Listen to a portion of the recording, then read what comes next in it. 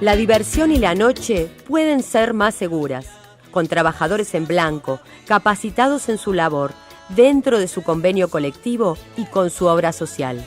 SUTEP, Sindicato Único de Trabajadores del Espectáculo Público de la República Argentina. Pasco 148, Ciudad Autónoma de Buenos Aires.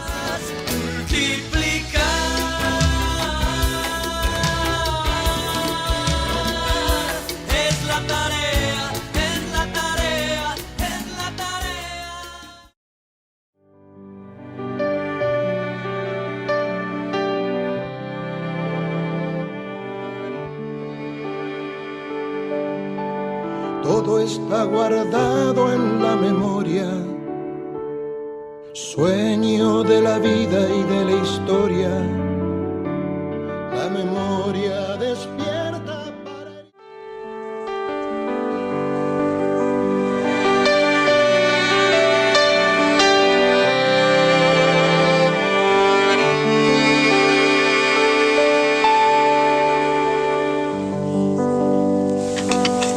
¿Qué tal? ¿Cómo están? Muy buenas noches. 20 horas 4 minutos. Estamos en la AM 740 Radio Rebelde. Es el día, la hora y el lugar en que damos inicio a una nueva emisión de No Mires para Otro Lado, el programa de la Asociación Civil Martín Castellucci.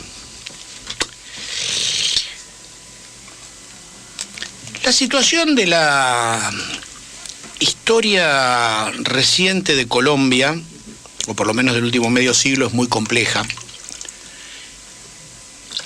Y me voy a referir a algo que es de algún modo, y esperamos que sea la culminación de esa historia de violencia que transcurrió en los últimos, te decía, 40, 50 años, desde la existencia de las FARC, de las Fuerzas Armadas Revolucionarias de Colombia. Quiero referirme a un hecho muy singular que apareció en algún diario local, en página 12, en algún diario como El País.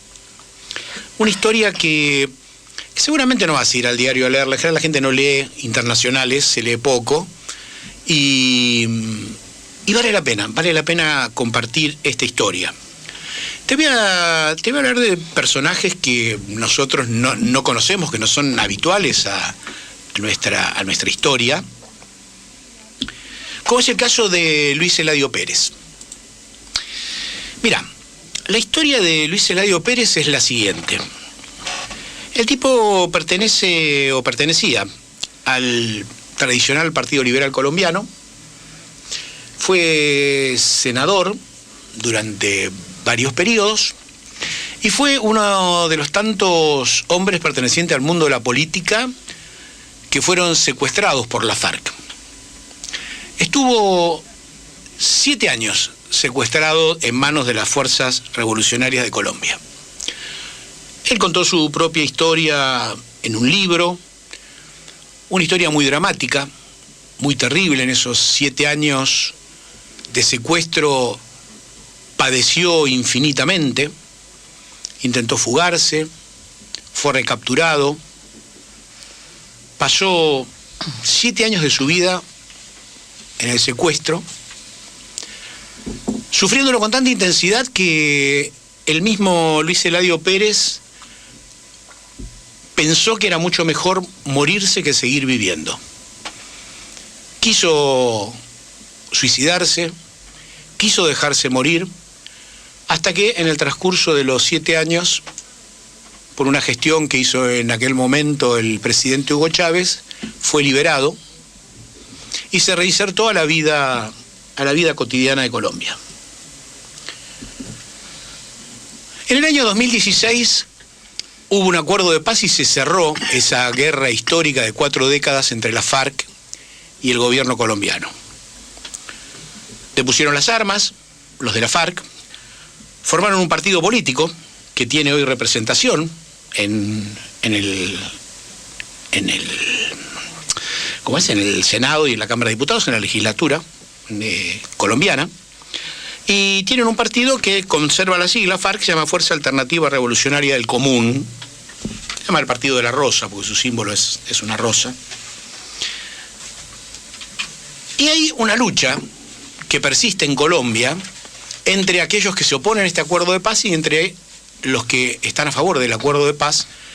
Y entre los que están a favor del acuerdo de paz son los ex guerrilleros de la FARC y muchos de los que fueron sus víctimas. Los hombres de la FARC tienen por ese acuerdo una representación en la legislatura de 10 miembros, de 10 personas. En cambio, las víctimas no consiguieron esa representación. Y pelean desde la política para tenerla. Luis Eladio Pérez es uno de ellos.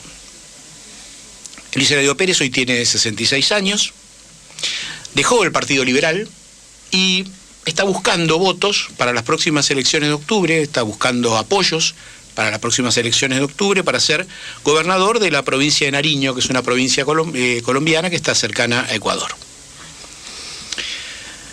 En el transcurso de la búsqueda de apoyos para esa futura candidatura sucedió un hecho que quiero comentarte muy específicamente. Recibió múltiples apoyos, pero dentro del más sorprendente de los apoyos que recibe Luis Eladio Pérez es precisamente del partido político que se forma a partir de del Tratado de Paz con la FARC y recibe el apoyo precisamente de esta fuerza política, de la Fuerza Alternativa Revolucionaria del Común. Luis Eladio Pérez al principio dudó de aceptar ese apoyo. Dudó porque sabía que iba a ser atacado por aquellos que están en contra de la firma de la paz, porque iba a ser acusado de padecer el síndrome de Estocolmo, de traicionar sus principios, pero él siguió adelante y decidió aceptar el apoyo. Él, que había sido secuestrado, él que había vivido 7 años de penurias, él que había pensado en matarse por sus sufrimientos durante el secuestro, decidió aceptar, porque dijo que si alguien tenía algún motivo para repudiar a la FARC era él, pero aseveró: no quiero seguir siendo rehén de ellos a través del odio. Yo acepto la reconciliación. Yo acepto la propuesta de la FARC como una reparación, porque en realidad esto era producto de un encuentro que tuvieron hace un mes atrás, donde la FARC se acercaron a él y le pidieron perdón. Porque en Colombia hay un proceso bastante extraño y muy distinto a lo que es nuestra experiencia histórica reciente. Allá hay un arrepentimiento, sobre todo de los jefes revolucionarios. Hay un pedido de perdón para reintegrarse nuevamente a la construcción de un futuro común. Hoy Luis Eladio Pérez acepta no ser rehén del odio. Acepta el apoyo del partido que está formado a partir de las Fuerzas Armadas Revolucionarias que lo secuestraron. Y él mismo dice que hoy que es abuelo, cree que sus nietos y las nuevas generaciones merecen un país donde el odio sea reemplazado por la conciliación. Y los hombres de las fuerzas revolucionarias colombianas, a través de uno de sus comandantes, Jorge Torres, dijo: la reconciliación y la paz con justicia social, la implementación de los acuerdos de La Habana, son principios de reciprocidad compartidos con el candidato. Por eso lo apoyamos. Y él lo apoyó, aceptó el apoyo para reconciliarse y reconstruir construir un futuro hacia el futuro, un futuro mejor. Es todo un ejemplo. Es todo un ejemplo porque nosotros, en el mismo diario, unas páginas más adelante, nos encontramos con un posteo, probablemente, hecho por el actual presidente de la Nación, que dice que para votarlo no se necesitan argumentos, ni es necesario dar explicaciones. Al presidente actual, para reelegirlo, hay que votarlo, sin ninguna explicación. Lo que quizás los que no necesiten argumentos, porque no los tienen, probablemente, o porque no los puedan reconocer públicamente, esos argumentos, en realidad, son esos, los que no necesitan argumentos, los que siguen rehenes del odio. Porque nosotros tenemos en nuestro presente una brecha muy profunda. Esa brecha muy profunda está entre el odio y el amor. Es eso lo que tenemos que elegir. Los que no necesitan argumentos son los rehenes del odio. El amor es un buen argumento. Es el argumento del actual partido político de la FARC, es la experiencia que te comento de Luis Eladio Pérez, que tienen argumentos. Dicen, votame por esto, votame porque no quiero ser rehén del odio, votame porque creo la reconciliación. Y la FARC dicen, te vamos a votar porque vos sos la expresión de un futuro mejor con justicia social. No hay forma de votar sin argumentos. El amor es el argumento, porque el amor siempre vence al odio. Yo soy Oscar Castellucci, esto es No mires para otro lado, el programa de la Asociación Civil Martín Castellucci, que cada lunes hacemos aquí en la AM740 con Oscar Merlo. ¿Qué tal? Buenas noches a todos. Con Ana Herrera. ¿Qué tal? Buenas noches. Y mientras voy ordenando papeles, que tengo un lío terrible acá sobre la mesa, con la operación de Noé Chiula.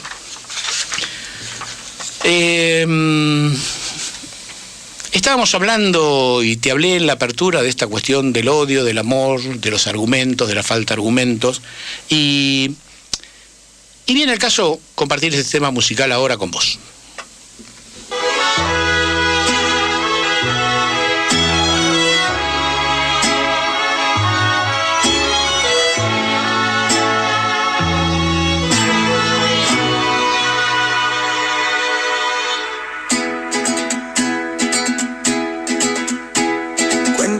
Leyenda que en un pueblo de acá cercano vivían preocupados, pero un poco acostumbrados a estar bien.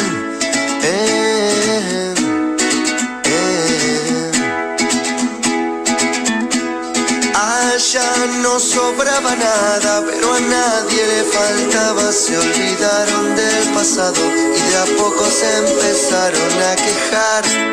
Ay.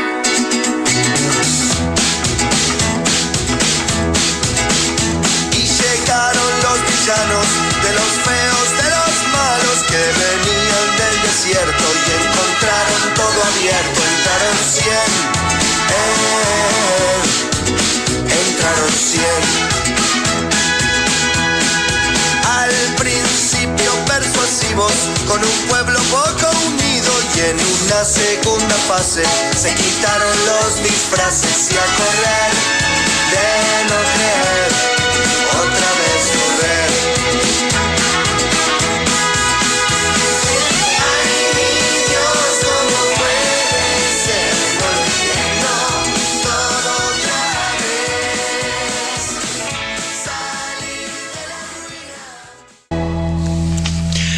Y escuchábamos, sí, un tema que claro que tiene que ver con lo que hablábamos al principio, con la necesidad de argumentos, con la desmemoria y con la necesidad de recuperar la memoria. El tema se llama Los Villanos y era la banda oriental, si mal no me equivoco, son uruguayos, No te va a gustar.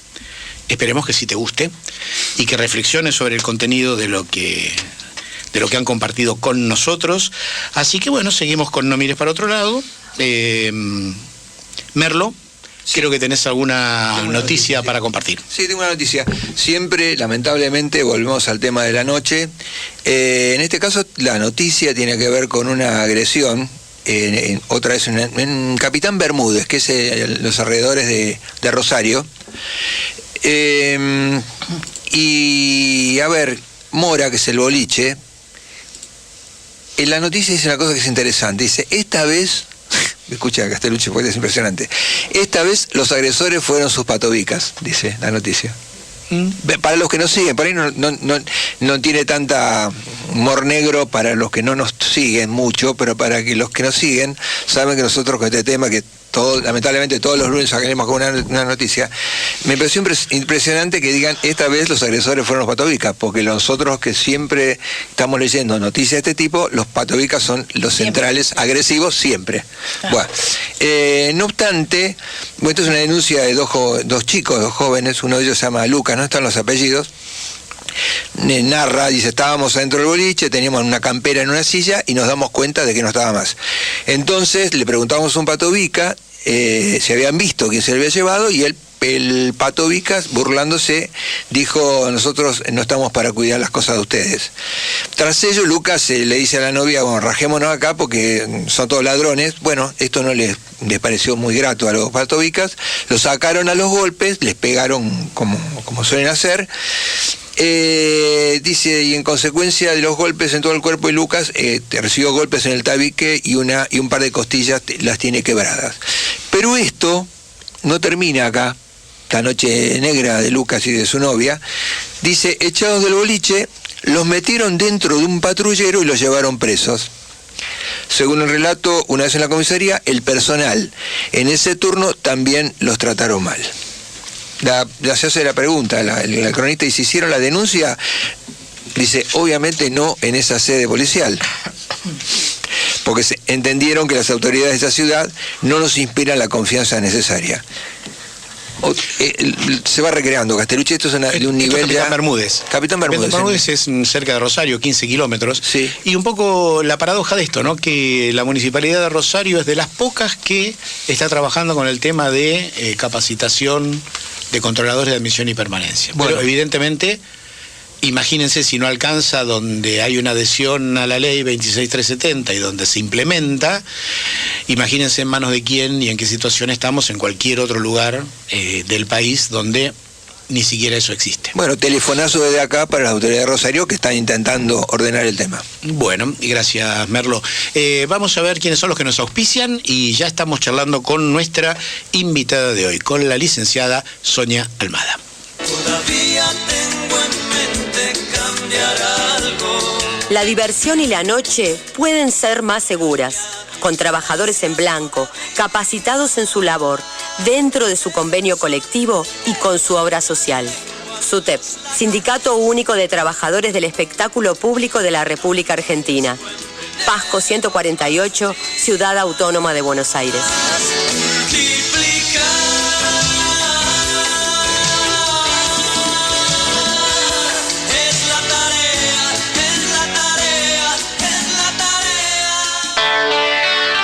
No seas cómplice de la impunidad.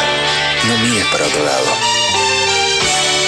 No mires para otro lado. Eso, no seas cómplice de la impunidad, no mires para otro lado. Y sobre todo no mires para otro lado con el tema que vamos a abordar hoy, que tiene que ver la violencia sobre los chicos.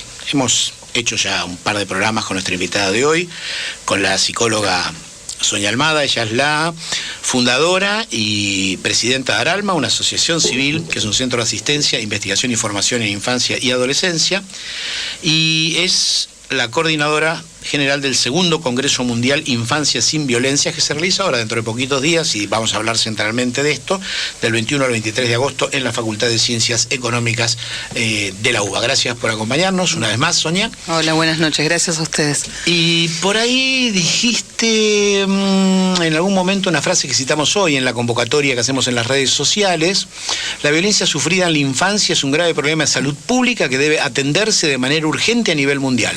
La intención es entonces resignificar el concepto de infancia para crear políticas públicas de protección, prevención y sostén y espacio de contención para las víctimas. ¿Qué significa resignificar el sentido de la infancia? La infancia en toda la historia de la humanidad siempre ocupó un lugar residual o objetal. Todos los intereses están puestos en el bienestar, en algunos países por lo menos, del mundo adulto, pero en general sí, el interés está puesto en el mundo adulto, y el mundo adulto se va acomodando según sus necesidades. Y los niños en general quedan como últimos orejones del tarro. Por eso las últimas políticas creadas en general son para los niños. Primero se creó la Ley de Protección Animal antes que la Convención de los Derechos del Niño.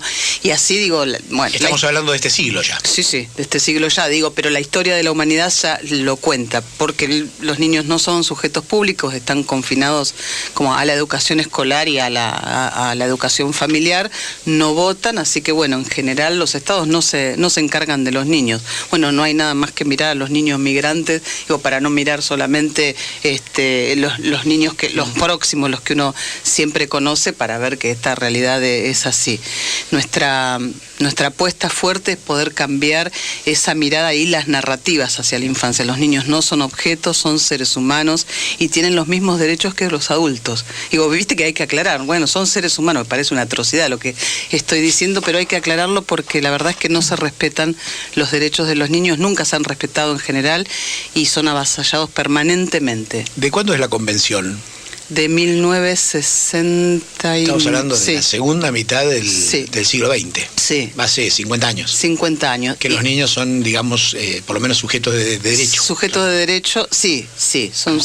Empezaron a ser sujetos de derecho. Claro, sí. Digamos, ¿no? Estados Unidos igual no la suscribió. No. Nosotros... Y Somalia tampoco. Ninguna. Y Somalia tampoco. Estados Unidos no suscribe ninguna convención de las que se han firmado. No. Ahora, según la UNICEF, un dato que es incluso viejo, en el 70% de los hogares argentinos los niños sufren disciplina, violencia física o verbal. Sí. El 70%. Sí, el 70%. Quiere decir que tenemos, si bien hemos avanzado en la adhesión a la Convención de los Derechos, queda un camino muy largo por recorrer y en ese contexto, bueno, se desarrolla tu trabajo, vos además sos máster en el tema de violencia. De violencia, creo que hiciste en UNICEF. En UNESCO. En UNESCO.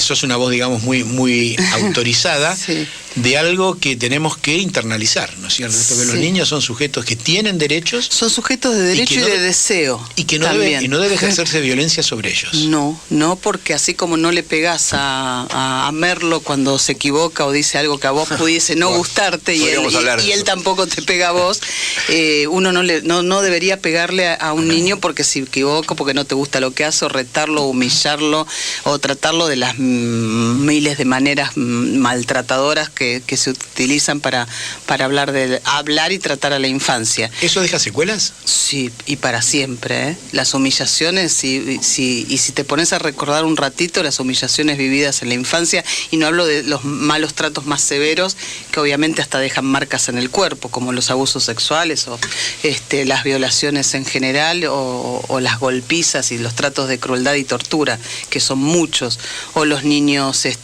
reducidos a la servidumbre, que hay muchísimos todavía en Argentina, o las niñas prostituidas, o la pornografía infantil. Digo, no hablo ni siquiera de eso, sino de los malos tratos, de un trato humillante. Intrafamiliar, sí, el trato humillante, el desprecio, la crueldad. Sonia, todos, digamos, nosotros somos sesentones, pero por lo tanto hemos transitado distintas etapas de la vida.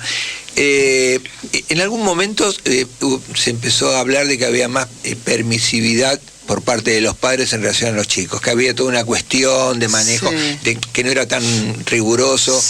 ¿En qué quedó eso? Era como una buena señal de que el tema del diálogo, el tema de no resolverlo el golpe, el coscorroncito en la cabeza, la agresión permanente, sino más bien una cuestión de establecer ida y vuelta, de comprender. ¿En qué quedó todo ese fenómeno? Se perdió. Sí, son como prácticas que a veces son como modas, como fue hasta hace poco y sigue siendo la práctica del apego, de dormir con los niños o de que tomen teta hasta que ellos quieran, hasta que ellos deseen. Pero siempre la mirada está más puesta en lo que le pasa al adulto con eso. El cambio, digamos, es para comodidad del adulto. El apego es para que el adulto duerma más tiempo o que no tenga que lidiar con el límite de cortarle la teta a un niño a los 2 años o al año y medio. Entonces, en general está como puesto siempre desde la mirada hacia el adulto, no desde la necesidad del niño. Vos pensás que muy pocas veces los adultos se detienen a preguntarle qué desea un niño y qué necesita. Y cuando vos lo haces, y en la clínica los psicoanalistas vivimos haciendo eso, trabajamos de eso, de tratar de ver de qué van los deseos de los niños, los chicos te cuentan qué necesitan, y en general son poquitas cosas. Es calidez, amparo, protección, diálogo, no es mucho, pero los adultos en general responden con malos tratos, con hostilidad y sobre todo con imponiendo su voluntad. Así que las modas, como la del apego, que no tiene nada que ver con la teoría del apego, que es una teoría importantísima, sino que es una moda de estar como pegado hasta físicamente con el niño, está más pensada para comodidad del mundo adulto que en la subjetividad del niño, que es lo que a nosotros por lo menos nos importa. Tenemos que hacer una pequeña pausa y te dejo una pregunta pendiente para el regreso. Hay una creencia generalizada de que al no ejercerse ese dominio sobre los niños se deviene una especie de libertinaje, que se pierde la autoridad. Sí. ¿No será al revés, que al ejercerse violencia sobre los chicos estamos construyendo una sociedad violenta? Tenés 2 minutitos para pensarlo y contestarnos cuando volvemos de la pausa.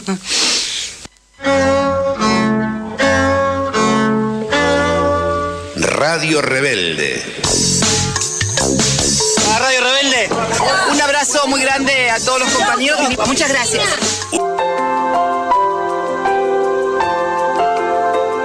Los lunes a las 8 de la noche, Oscar Merlo y Oscar Castellucci hacen No mires para otro lado. Que vulneren tus derechos es violencia. Abrí bien tus ojos. No mires para otro lado. No mires para otro lado. Amera es la mutual de los trabajadores del espectáculo. Afiliarse es beneficiarse. Anteojos sin cargo, alquiler de muletas y sillas de rueda, estadías gratuitas por luna de miel y aniversario y muchos beneficios más. Conocenos en www.amera.com.ar. Mi nombre es Belén. Estuve mucho tiempo con dudas, pero vencí el miedo y me acerqué a las abuelas de Plaza de Mayo. Gracias a ellas, hoy conozco mi verdadera identidad y a mi familia biológica. Ahora puedo contarle a mi hija y compartir con ella mi historia y la de mis padres desaparecidos.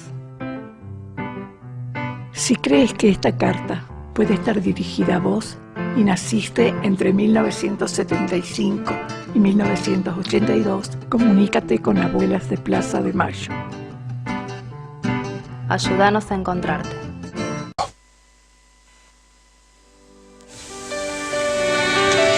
Y estamos de nuevo en el aire con No mires para otro lado. Escuchamos como cada lunes el spot de Abuelas de Plaza de Mayo. Si tenés dudas de tu identidad, si pensás que alguien puede ser hijo de desaparecidos, contactate con ellas. Comunicate al 011-4384-0983, anda a la Casa de las Abuelas Virrey Ceballos 592, planta baja de la Ciudad de Buenos Aires, o entra a la web www.abuelas.org.ar.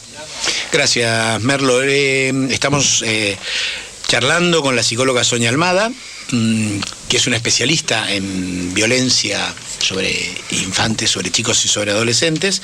Vamos a estar hablando ahora del congreso que organizan por una infancia sin violencia, pero había quedado una pregunta pendiente. Si la falta de un correctivo del cachetazo y no poder pegarle, como implicaría la realidad, lleva al libertinaje, a que los chicos pierdan el sentido de la autoridad, o ejercer esa violencia genera una sociedad donde la violencia se multiplica. ¿Se puede contestar esto? Sí, yo por lo menos tengo una opinión formada al respecto. Yo creo que la violencia genera violencia y pensaba en la editorial tuya, Oscar, ¿no? De poder reunirse la víctima con el anterior victimario en Colombia, ¿no? El caso de Colombia que contabas al comenzar. Bueno, también tiene que ver con eso. Una persona que fue criada criada en la violencia tiene la posibilidad ética de parar y decir que no y poder buscar las posibilidades para no repetir ese tipo de violencia. Necesita ayuda, conocimientos, hay un montón de cosas que realmente debería el Estado proveer, por ejemplo, y a veces lo ocupamos ese lugar las ONG tratando de materializar esa cantidad de conocimientos, de saber que, bueno, que cuando uno infringe violencia lo que está haciendo es causando no solo dolor y padecimiento por largos años de la vida, sino criando a una persona que con grandes posibilidades de ser violento también, ¿no? Entonces, a mí me parece que la decisión siempre es ética, que tiene que ver con bueno, yo paro acá, pude ser víctima de violencia, pero de ahí a yo ejercerla es toda una posición. Es muy fácil pegarle a un niño porque no responde. Entonces digo, por eso también entre el mundo adulto hay un poco más de cuidado, y vos ves que las cuestiones son siempre de poder. Es la gendarmería contra, no sé, un mapuche. Eso digo, es la fuerza contra el más frágil. Con los niños pasa eso, así que el correctivo tiene más que ver con la posibilidad de poder, de que que le podés pegar a alguien que no puede responderte, que con educación o disciplinamiento, no sé. Así que yo creo que la violencia genera violencia. Los adultos creemos que saldamos el tema del respeto y el tratamiento, el mejor tratamiento de los chicos con cosas materiales. ¿Creemos? ¿Lo creemos eso? Sí, en muchos casos sí, y vos ves que, qué sé yo, ahora viene el Día del Niño. Ajá. Y entonces, bueno, aparecen, ¿no?, la cantidad de regalos, y en las clases medias, en las clases acomodadas hablo, pero tiene que ver con lo objetal, o viajes, o tablet, todo lo que sea, y hay hay poco tiempo dedicado a estar con los niños, a hablar con ellos, a compartir tiempo y espacio, ¿no? Eso a mí me parece muy preocupante, y yo hace 26 años que atiendo. Esto yo lo veía desde siempre tuvimos esta conflictividad de los padres, digamos, o las familias buscando su carrera y sus, qué sé yo, sus oficios, y una vida adulta, ¿no?, vivida de tal manera, y los niños como más de costado. Como medio una carga, pero en el último tiempo se nota, en los últimos 10 años, te diría, mucho más, pero porque hay toda una cultura de búsqueda de la felicidad total, digamos, que es la nada misma, ¿no? Es la búsqueda de la nada. Básicamente material. Sí. Y es conseguir, qué sé yo, desde más riquezas, más viajes, más. Y en general los chicos quedan afuera de esas búsquedas, porque se los vive como estorbos, como pesados, digamos, que te entorpecen esta vida placentera y satisfactoria. Pues es la nada realmente. Pero hay todo un argumento social que te invita. ¿Y el amor dónde queda? El amor hacia los niños y algunos... Que está tan discursivo, es tan discursivo. Eso es eslogan puro, ¿no? Claro. Sí, hay mucho eslogan. Sí, hay gente que quiere a sus hijos, eso sin duda. Y hay otras personas que para nada. Para nada. Yo creo que hay muchos de los que persiguen carreras y quieren también a sus hijos, también, sí. Pero no saben que no es la forma de quererlos. Pues la forma de quererlos es acompañarlos en el crecimiento, dedicarles tiempo y demás. Bueno, no pero saben, no han aprendido cómo hacerlo. Ahí habría entonces que discutir, digamos, la concepción del amor, ¿no? Porque quererlos con comodidades es como es un amor con mucha condición, ¿no? Qué sé yo, a mí me parece que el amor en general no tiene condiciones, o no debería tenerlos, y menos con un bebé, con un niño, ¿no? Me parece que no, y sobre todo en esta, ¿no?, en esta cuestión de autoridad entre padres e hijos. Me parece que no debería tenerlo. Si hay condiciones, si el niño debe portarse de tal o cual manera, o si yo primero tengo que hacer mi carrera y después aparece el lugar para mi hijo, a mí me parece que ahí se complica. Sí, me parece que el amor tendría que ir primero y los niños primero. Claro, y hay como una réplica. Estoy pensando en esto de que esta sobrecarga que hay en muchos pibes, el tema del no la doble escolaridad, cada uno decide sobre el tema, claro. Pero que bueno, que lo llevo a computación, que lo llevo a inglés, que lo llevo a fútbol, digamos, son todos lugares que se depositan los chicos, y de pronto que me preguntaría yo, ese padre que lleva al pibe al fútbol, si en el fin de semana, en vez de quedarse con la compu o mirando Netflix, no se dedica a jugar con el pibe como si fuera un padre. Sí, en la mayoría de los casos a la gente no le gusta, la verdad es que no disfruta mucho de estar con los niños.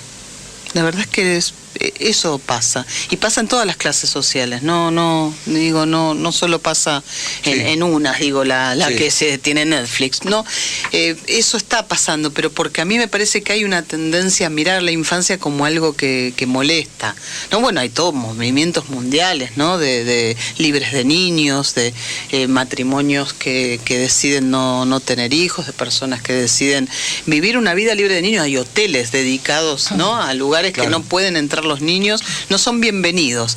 Así que, digo, y eso es una cosa bastante nueva en el mundo, pero bueno, existe y es así. A mí me ha pasado con mi familia, nosotros somos una familia de abrigo para niños privados de cuidados familiares, y nos pasó hace poco de ir con las niñas que estábamos cuidando, las cuidamos los fines de semana, paseamos, bueno, para que salgan de los hogares, que es muy triste estar todos los días ahí, hasta que, bueno, estén para adopción. Y fuimos a un restaurante y nos dijeron, no, ya cerramos, y veíamos que entraba la gente. Y ahí nos dimos cuenta, bueno, que tenía que ver con que, claro, eran todos adultos que querían tomar cerveza y charlar y escuchar jazz. Sí, a mí esto que vos decís me llamó la atención hace muy poquito, buscando información, me encontré en Europa, en varios lugares, con hoteles donde específicamente dicen no se aceptan, como no se aceptan mascotas, no se aceptan niños. No se aceptan niños, sí.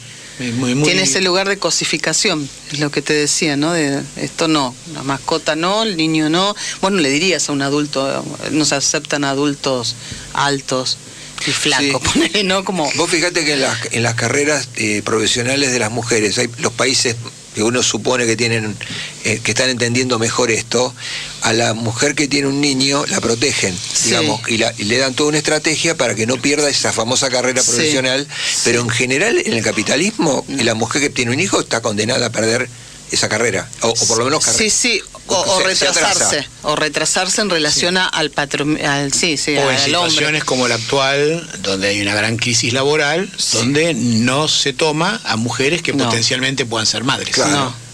Esto me parece una de las expresiones más brutales del capitalismo, nunca mostrada. Nunca mostrada. Sí, y del patriarcado también, ¿no?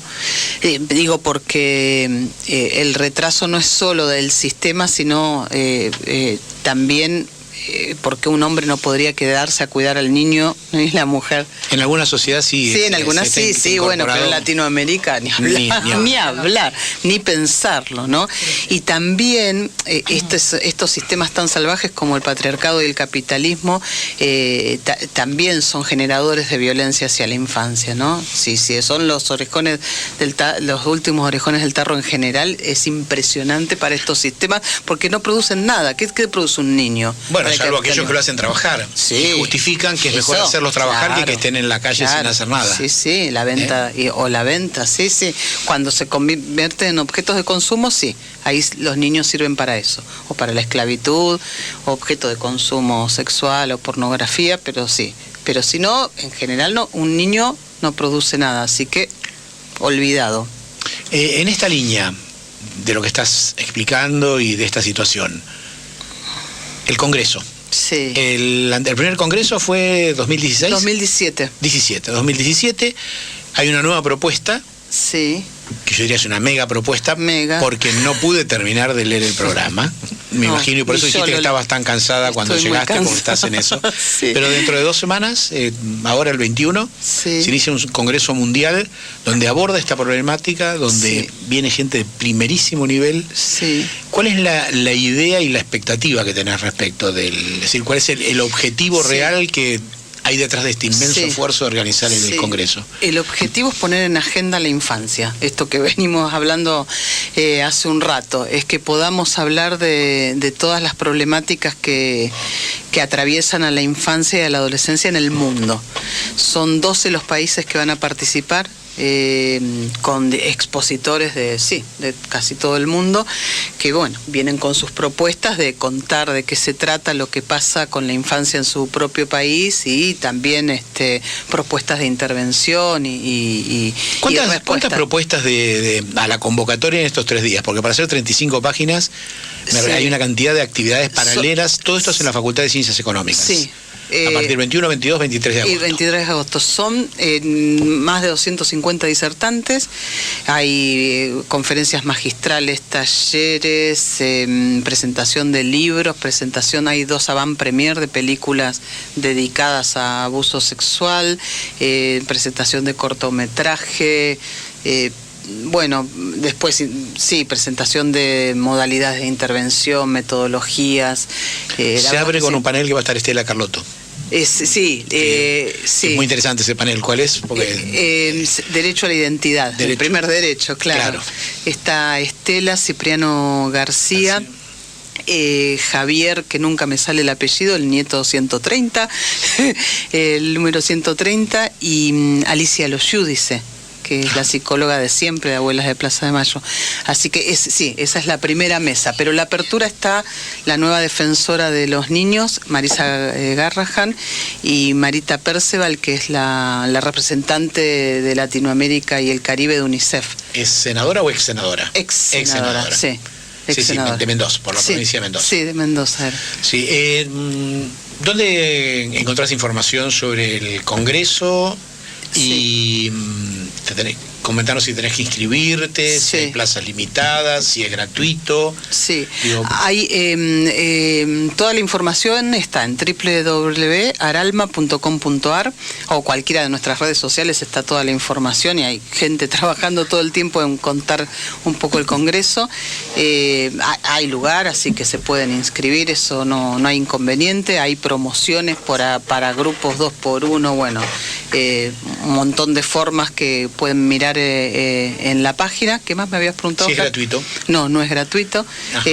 Hay gratuidad para estudiantes de psicología de la Universidad de Buenos Aires, y después, bueno, una cantidad de invitados de ONGs que nosotros fuimos invitando, ¿no? Así que hay una cantidad de gente invitada gratuitamente, pero es arancelado porque traer a toda esta gente de todo el mundo en aviones y pagar los hoteles y las comidas es realmente de las cosas más caras con las que yo me he enfrentado.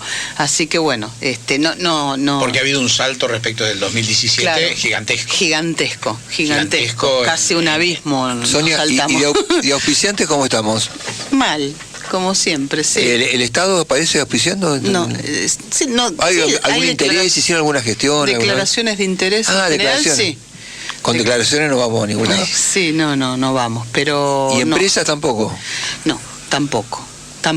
Ya te digo que la infancia no interesa mucho. Sí hay una iniciativa que nosotros trabajamos con IBM hace tiempo, creando la posibilidad de un software estadístico de infancia, así que tenemos el apoyo de IBM logístico, el trabajo de los ingenieros, y vamos a hacer una presentación de una herramienta que pudimos forjar en estos 2 años, que comenzamos en el 2017, la vamos a presentar en el Congreso el jueves 22. Ese apoyo sí tenemos de IBM desde el trabajo, realmente lo tenemos. Así que, y después ADUBA, el sindicato de docentes de la Universidad de Buenos Aires, que también nos apoyó con uno de los viajes, así que eso, pero empresas no. ¿Y cuál es la actitud? Bueno, ya vemos que al Estado mucho no le interesa salvo el auspicio. Siempre el Estado, siempre digo que tiene mucho discurso y poco recurso para determinadas cosas. La niñez es uno. Sí. El Estado fuera del Congreso, digamos, leí en alguna parte que el maltrato a los niños es universal. Sí. Lo que difiere son las respuestas del Estado. Totalmente. ¿Cuál es la respuesta del Estado argentino? Ninguna. es nula. No hay campañas de visibilización, no hay campañas de prevención, no hay lugares casi de asistencia a las víctimas de las violencias. Es muy difícil. Esta herramienta que nosotros vamos a presentar es encontrar alguna respuesta. Nos escriben muchísimas víctimas a diario, desde mamás y papás que no saben qué hacer, desde problemáticas del grooming, ¿no? Porque afectan a miles y miles de pibes y pibas, abuso sexual y maltratos, bueno, de todos, niños que llaman y escriben, y la verdad es que uno no sabe bien a dónde enviarlos, porque entrar en un círculo, viste que es una locura, lo mandás acá, allá, va desde la fiscalía a tal lugar, y no encontrás un lugar de asistencia y de respuesta jurídica y apoyo. Bueno, entonces es crear una herramienta donde también se pueda dar alguna respuesta a las víctimas, porque es muy despiadado Argentina, Latinoamérica en general, pero digo Argentina en ese sentido, y en los últimos años ha sido cada vez peor. Tenemos muchas víctimas perdidas, ¿no? Para estar en clima con esta semana, ahora el domingo tenemos la primera etapa de un proceso electoral. Sí. ¿Te gustaría tirar una línea para los candidatos? Pues digo, no para que sea un eslogan de campaña, sino porque hay una de las propuestas que está planteando una sociedad más inclusiva. Digamos, la que está en este momento evidentemente es muy selectiva y ya la conocemos todos, por lo menos nosotros tenemos partido y le hemos visto que no les interesa nada. Sí. Pero para las que se plantean como alternativa, ¿cuál sería la línea para tirar?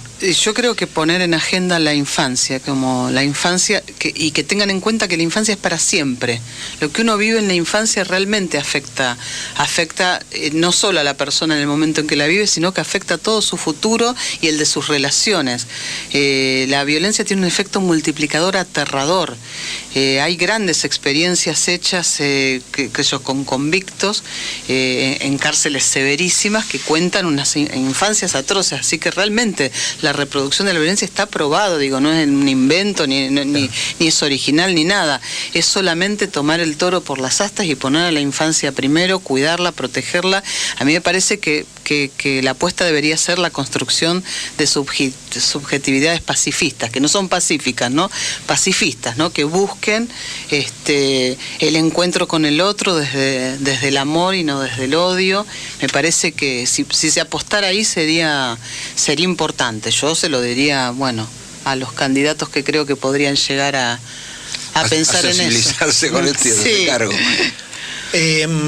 No nos queda mucho tiempo, pero brevemente, dentro de las expresiones del Estado del Poder Judicial, ¿qué sensibilidad? Hay excepciones, por supuesto, pero ¿qué sensibilidad? Sabemos que frente a determinados temas es bastante refractario. Respecto a la violencia de género, hay un cambio muy incipiente. Respecto al tema de la infancia, es muy refractario también. En general, la justicia es tutelar, así que realmente cree que los niños tienen que estar con los padres casi bajo cualquier circunstancia, que el padre sea violento, bestial, abusivo.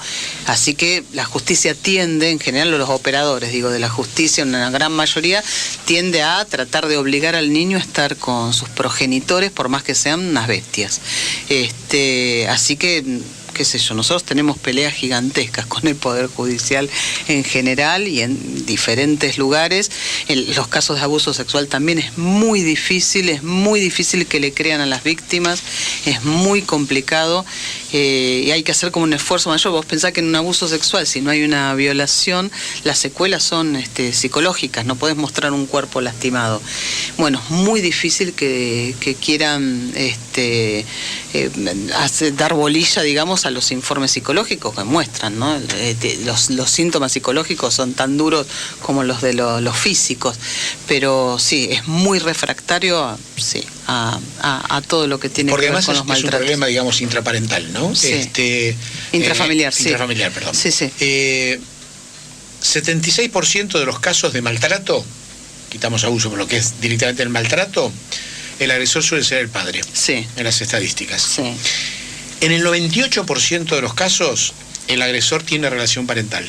Sí. Y en el 88% es de género masculino. Sí. En un poder judicial predominantemente machista, estos son datos que deben dificultar mucho. Muchísimo, muchísimo. Y los destratos también a los profesionales, que eso también, ¿no? Nosotros ir a tratar de defender a un niño es realmente es muy difícil porque ya estás como medio preparado a que no le van a creer, y en general es así, y además tener que ser mujer, psicóloga argentina es como una súper complicación, porque te encontrás con unos monstruos sentados en sus super sillas que creen que realmente pueden arrasar con todo, pero bueno. ¿Cómo se cambia esto? ¿Qué semillita hay que poner para que esto se modifique? Yo creo que hablar de la infancia, escuchar a los chicos, tienen muchísimo para decir desde muy chiquititos, ellos saben que quieren, bueno, ahora hay hasta una candidata senadora muy jovencita. Sí, ¿no? Ofelia. Legisladora. A legisladora, sí, a legisladora. Así que escucharlos, tienen mucho para decir y para aportar a su propio presente y por supuesto a su futuro. Así que qué revuelo genera, ¿no? Sí, porque, no le gusta. Porque es un joven, que no es un niño, pero es un joven que le pone otra impronta a todo un discurso más estructurado. Sí. En 2 minutitos que nos quedan de programa, contanos, volvé a insistir en el tema de cómo contactarse, no solo por el tema del Congreso, sino por el tema de encontrar alguna receptividad en el problema de la violencia. Y decinos, cerrá, con esta información. Está bien. Cerranos el programa vos. Entren a www.aralma.com.ar o cualquiera de las redes sociales, estamos en todas. Nosotros tenemos una forma de, además de contar el Congreso, vamos subiendo información acerca de la infancia, como una especie de agencia de noticias. Y contame qué es La Voz de los Chicos, eso es la otra cosa. Y La Voz de los Chicos, justo iba a contarlo, sí. La Voz de los Chicos es nuestra campaña de visibilización de la violencia hacia la infancia que llevamos adelante desde 2015. Ahora el 8 de agosto es el Día Idealista, le decimos nosotros, que hemos creado, gracias a una organización internacional que nos ayudó, donde, dedicamos el día, a la voz de los chicos. Este año, lo que hacemos para la voz de los chicos, además de un congreso internacional, es un gran mural con fotos de la infancia. Así que les pedimos a la gente que nos mande fotos de su propia infancia, que con eso hacemos un mural que va a estar en el congreso y se van a poder encontrar ahí como para empezar a ponerse en el lugar de los niños y desde allí poder pensarlos. Mira, nosotros no vamos a mandar esa famosa donde seamos de nuditos arriba del eso no la mandamos. Esa se usaba mucho antes, ¿no? Cualquiera, pero podemos sumar y nuestros oyentes que se vinculen y que entren a la página de Aralma. ¿Cuántos años ya hace que está Aralma? 2003, 16 años. 16 años. Sí. ¿Están ubicados por la zona de Urquiza? No, ahora es San Isidro. Se nos mudamos. Estoy atrasadísimo. Nos mudamos, pero estábamos cerca de acá. Claro. De esta radio. Sí. Estábamos muy cerca. Bueno, cuando Comarca sí retome el tema de los noticieros, vamos a tener que vincular. Porque son de San Isidro, justamente. Un canal amigo. Sí. Bueno, hemos charlado durante toda esta media hora, casi sin pausas, con Sonia Almada. Ella es la fundadora y presidenta de Aralma. Está en la organización del Congreso.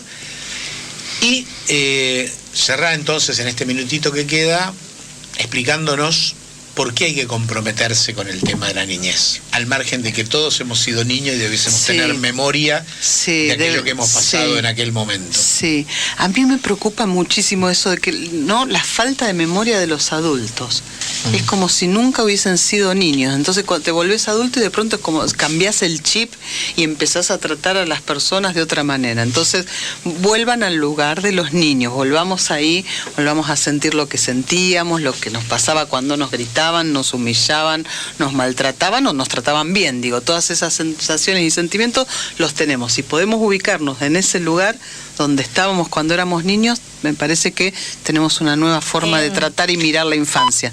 El gran problema, no solo respecto al tema de la infancia, es la indiferencia. Sí. Así que termino con una frase que me encantó, de Elie Wiesel, que es un escritor, es un premio Nobel en 1986, es sobreviviente del Holocausto, su familia murió en el Holocausto, él fue el único sobreviviente, y dice: el verdadero peligro, hijo, se llama indiferencia. Mi padre nunca me había enseñado tanto con tan pocas palabras. Así que no seas indiferente, porque también suele decirse que la indiferencia es el apoyo silencioso a la injusticia. Total. No considerar a los niños sujetos de derecho es una injusticia. Así que te dejamos con esta reflexión y te esperamos el próximo lunes en otra emisión de No Mires para Otro Lado, el programa de la Asociación Civil Martín Castellucci. Chau, chau. Hace un esfuerzo